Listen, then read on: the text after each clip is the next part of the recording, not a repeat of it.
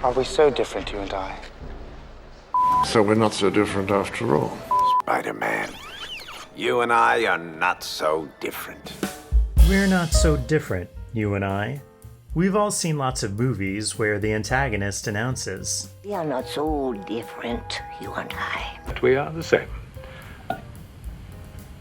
To us, Mr. Bond, we are the best. What's interesting is when this happens. It's almost always at the Act II Climax, when the antagonist confronts the hero. If you would just take a step back from all of this, you'd see that you and I, we're really not so very different. Or at the Act III Climax, when the protagonist and antagonist have their final showdown. Hermano, you and me, we know so different. And what's even more interesting is why. Why does this line occur again? We're not so very different, you and I. And again. Yeah, we're not so different as you might think. And again. You are not so very different from a hobbit once. Hi, I'm Jonathan Stokes, and this is Raising the Stakes, Essays About Story. Let's get into it.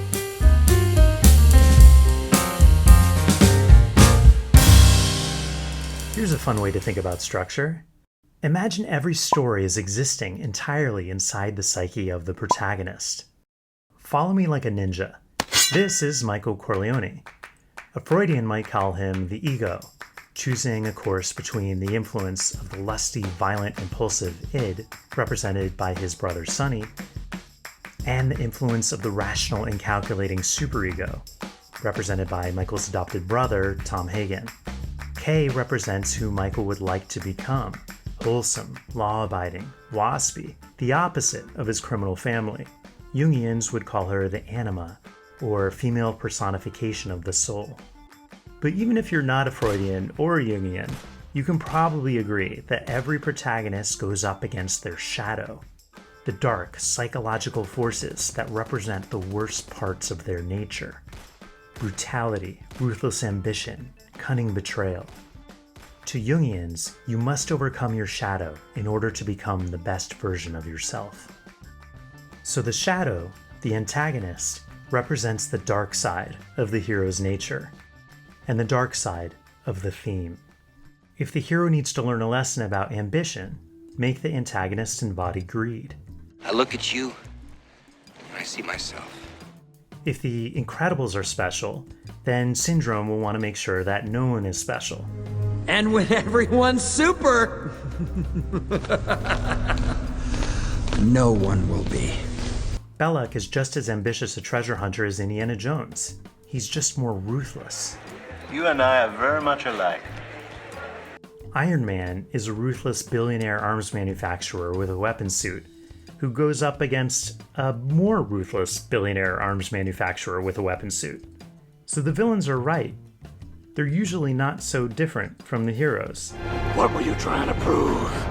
That deep down, everyone's as ugly as you. In Skyfall, James Bond and Silva are both MI6 agents who long for M's approval. Harry Potter and Voldemort are both powerful wizards, both chosen for Slytherin, both fluent in Parseltongue, so there's always a piece of the antagonist inside the protagonist, a Horcrux, if you will. Michael Douglas in Falling Down is fed up in fighting the system, but if he takes this too far, he could become no different than this skinhead. We're the same, you and me. We're the same, don't you see? The antagonist often represents who the hero could become if the protagonist takes things too far and does not accept their thematic arc. Remember when Luke went on a vision quest on Dagobah where he fights Vader, only to discover that he is Vader? Have you noticed how many protagonists created their antagonists, and vice versa? Darth Vader created Luke. I am your father. Voldemort created Harry's fame and some of his powers. Batman created Joker. Why is there this progenitive connection between heroes and their shadows? I think it's because, in much of psychology, either your psyche creates your shadow, or your shadow creates your psyche. Maybe we're not so different after all. But there's one more way of looking at this line. Edmund Burke tells us, "He who wrestles with us strengthens our nerves and sharpens our skill. Our antagonist is our helper. The stronger your antagonist, the stronger your protagonist must become. I ain't gonna quit! The tougher the teacher, the tougher the student. I'm upset! Your protagonist and antagonist are, in a sense, two halves of the same whole. Why do people think that I'm you?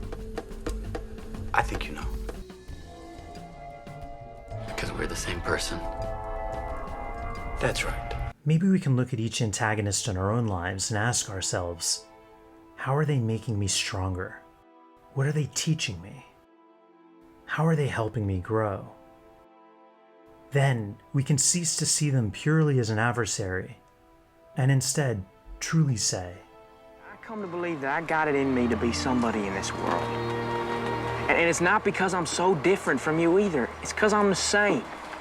I mean, I can be just as hard-headed and just as tough. I only hope I can be as good a man as you are.